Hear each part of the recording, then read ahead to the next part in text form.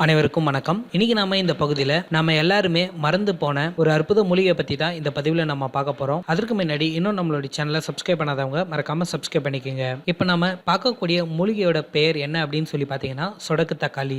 பேரு கேட்கறதுக்கே சில பேருக்கு வித்தியாசமா இருக்கும். இந்த சொடக்கு தக்காளியில பலவிதமான மருத்துவ குணங்கள் இருக்குது. இந்த தக்காளி பார்த்தீங்கன்னா வருஷத்துக்கு ஒரு முறை மட்டும்தான் இது காய்க்கும். இந்த சொடக்கு தக்காளியை சாப்பிட்றதுனால புற்றுநோயை கூட நாம சுலபமா குணப்படுத்திடலாம். நம்மளுடைய முன்னோர்களும் சித்தர்களும் இந்த காய்களையும் சேர்த்துதான் புற்றுநோயை குணப்படுத்தியிருக்காங்க. இந்த மூலிகையை பத்தி இப்ப நம்ம கொஞ்சம் விரிவா பார்க்கலாம். கிராமங்கள் உள்ள சாலையோரத்துல அதிக அளவுல காணப்படும் சொடக்கு தக்காளியை சிறுவர்கள் எல்லாருமே உடைத்து விளையாடுவது வாடிக்கையா இருக்குது. அதனோட மருத்துவ குணங்கள் பற்றி தெரியாமலே பழுத்த பழங்களை சின்ன பசங்க பறித்து சாப்பிடுறாங்க.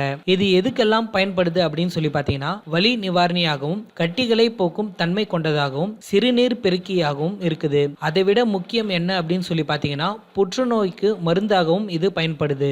இப்போ இந்த மருந்து தயாரிக்க தேவையான பொருட்கள் நம்ம பார்க்கலாம். சொடக்கு தக்காளி செடியோட இலை மற்றும் மஞ்சள் தூள். இப்ப செய்முறையை நம்ம பார்க்கலாம். ஒரு பாத்திரத்துல தண்ணீர் விட்டு அதுல சிறிதளவு மஞ்சள் தூள் சேர்த்து அதோடு நறுக்கிய இலைகளை சேர்த்து நல்லா கொதிக்க விடணும். அதுக்கப்புறமா இந்த நீரை நீங்க வடிகட்டி குடிச்சிட்டு வந்தா உடல் வலி, மூட்டு வலி உள்ளிட்ட பிரச்சனைகள் எல்லாமே குணமாகும். அதே போன்று புற்றுநோய் இருப்பவர்கள் தொடர்ந்து குடிச்சிட்டு வந்தா புற்றுநோய் வளர்ச்சி தடுக்கப்படும். மேலும் சர்க்கரை நோய்க்கு நல்ல பலனையும் இது தரும். இது மணக்கத்தக்காளி வகையை சேர்ந்தது அப்படின்றதுனால அதில் உள்ள அனைத்து மருத்துவ குணங்களும் இந்த சொடக்கு தக்காளிக்கும் இருக்குது. இந்த அற்புதமான மூலிகை பத்தி இன்னும் நிறைய பேருக்கு தெரியாம இருக்குது.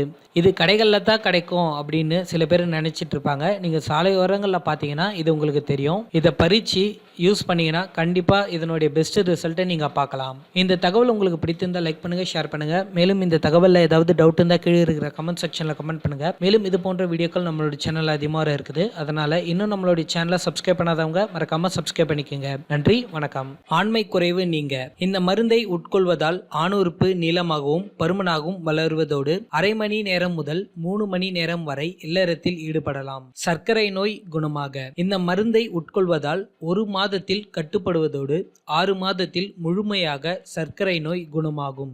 உடல் எடை குறைய இந்த மருந்தை உட்கொள்வதால் 10 நாட்களிலேயே 2 முதல் 5 கிலோ வரை உடல் எடை குறையும். உடல் எடை கூட இந்த மருந்தை உட்கொள்வதால் 10 நாட்களிலேயே 2 முதல் 5 கிலோ வரை உடல் எடை கூடும். இந்த மருந்துகளை வாங்க வேண்டும் என்றால் கீழே உள்ள தொலைபேசி எண்ணிற்கு அழையுங்கள்.